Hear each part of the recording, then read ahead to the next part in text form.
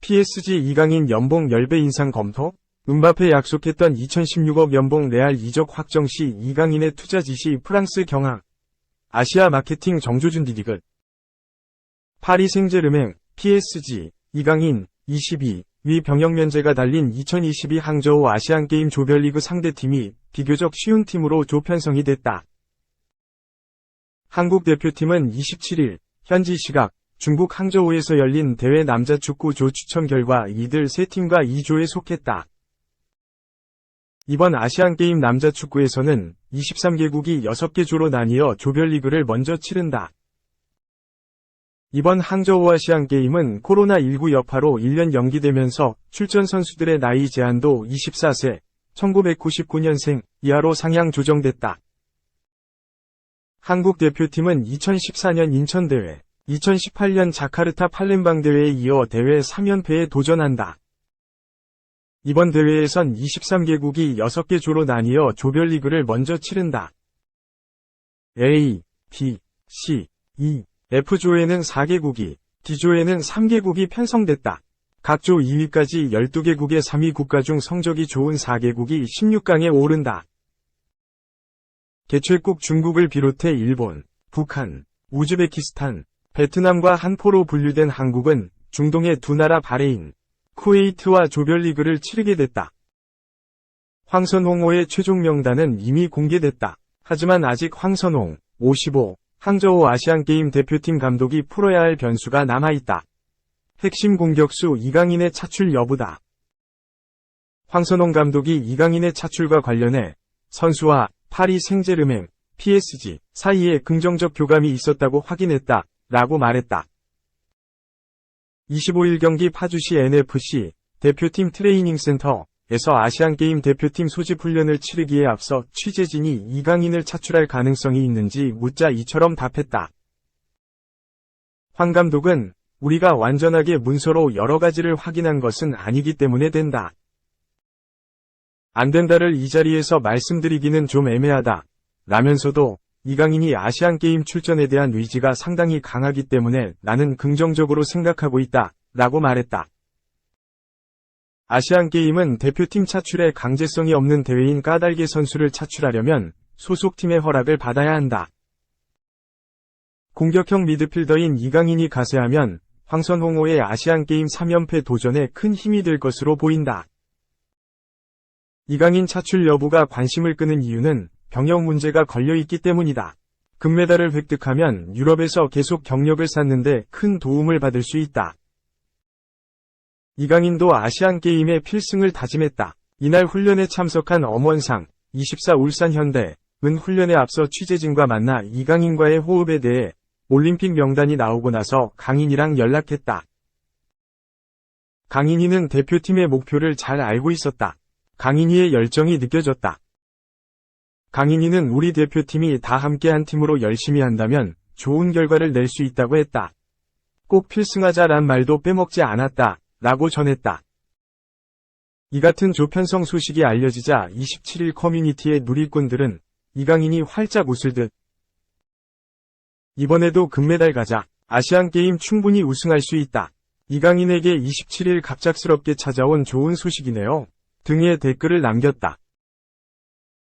메뉴에 7,600억짜리 23에서 24시즌 라인업 등장.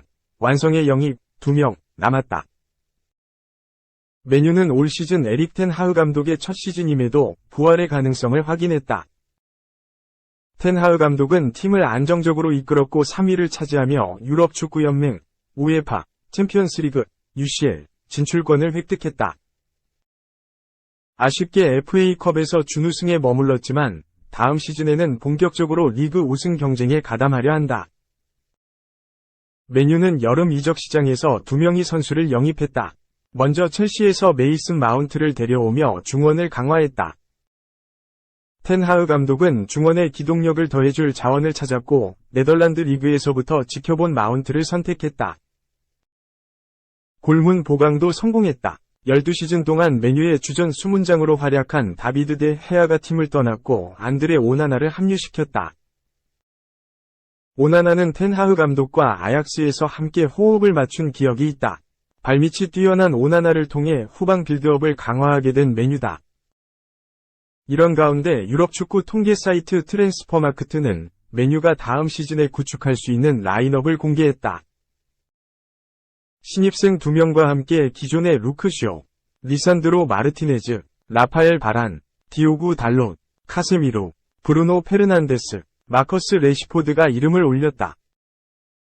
해당 라인업이 완성되기 위해서는 라스무스 회위룬, 아탈란타, 과 소피앙 암라바트, 피오렌티나, 영입이 필요하다. 두 선수 모두 올여름 메뉴 이적설이 있다. 회위룬은 메뉴의 약점인 최전방 공격수 문제를 해결할 카드며 암라바트는 3선의 안정감을 더해줄 수 있는 자원으로 평가받는다. 트랜스퍼마크트가 공개한 메뉴의 라인업 가치는 무려 5억 3,200만 유로, 약 7,600억 원, 다. 에이스 레시포드가 8천만 유로, 약 1,100억 원로 가장 높은 몸값을 자랑했고 페르난데스, 마운트 등이 뒤를 이었다. 3. 오피셜, 리버풀, 고마워 캡틴, 황금기 주장, 핸더슨 알-이티파크행, 확정. 알-이티파크는 27일, 한국 시간, 조던 핸더슨, 33을 영입했다. 리더이자 전사다. 그를 영입해 행복하다. 라고 발표했다. 같은 시각 리버풀도 공식 채널을 통해 핸더슨의 이적을 알렸다. 위르겐 클롭 리버풀 감독은 핸더슨의 감사를 표했다. 클롭 감독은 핸더슨은 우리를 그리워할 것이다. 영원한 작별은 아니다. 라며 리버풀은 핸더슨을 지지할 것이다.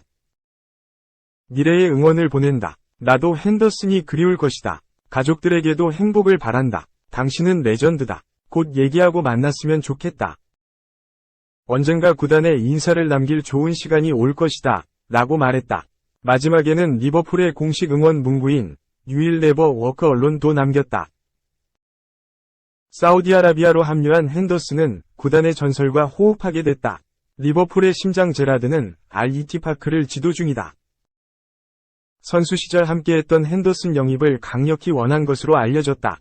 핸더슨은 2011년부터 리버풀에서 뛰었다. 리버풀 492경기에서 33골과 57도움을 기록한 레전드가 됐다. 리버풀 캡틴으로서 잉글랜드 프리미어리그, PL, 유럽축구연맹, 우에파, 챔피언스리그, UCL, 우승 등 구단의 21세기 황금기를 함께했다. 알-이티파크에서도 주축 미드필더로 활약할 공산이 크다. 사우디아라비아 클럽들의 공격적인 투자가 이어지고 있다. 알-이티하드는 레알 마드리드의 카림 벤제마, 35와 첼시의 은골로 캉테, 31를 영입했다. 벤제마는 지난해 축구계 최고 권위를 자랑하는 발롱도르를 수상했다. 캉테는 2020에서 21시즌 첼시의 챔피언스리그 우승 당시 4강과 결승전 최우수 선수, 맘로 선정된 바 있다. 리버풀에 새바람이 분다. 모하메드 살라, 31와 호흡을 맞췄던 호베르투 피르미노, 31는 사우디아라비아의 알힐랄로 떠났다. 주축 미드필더이자 수비수까지 맡았던 파비뉴, 29도 알-이티하드로 향했다. 이적료는 4천만 파운드, 약 658억 원로 알려졌다. 유럽 스타들의 사우디아라비아 러시가 계속되고 있다. 알-나스르로 향한 크리스티아누 호날두, 37를 시작으로 첼시의 에두아르 맨디, 칼리두 쿨리발리, 캉테 등도 중동행을 확정지었다. 4. 김하성 안 데려오더니 이제 와후에 중, 다저스, 트레이드로 유격수, 긴급 수혈. 제프 파산 등 메이저리그 대표 소식통들은 27일 한국 시간 개인 SNS로 다저스와 클리블랜드 가디언스의 트레이드 소식을 썼다. 다저스와 클리블랜드는 1대1 맞트레이드를 진행했다. 다저스는 투수 노아 신더가드 31를 보내고 클리블랜드로부터 유격수 아메드 로사리오 28를 영입했다.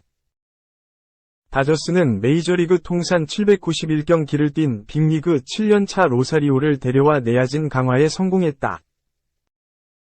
로사리오는 시즌 개막 전부터 골머리를 앓았던 유격수 자리를 메울 수 있는 최적의 카드다. 지난 시즌이 끝난 뒤 다저스는 트레이 터너, 필라델피아 필리스, 위 공백을 메우고자 많은 노력을 했지만 계획대로 풀리지 않았다.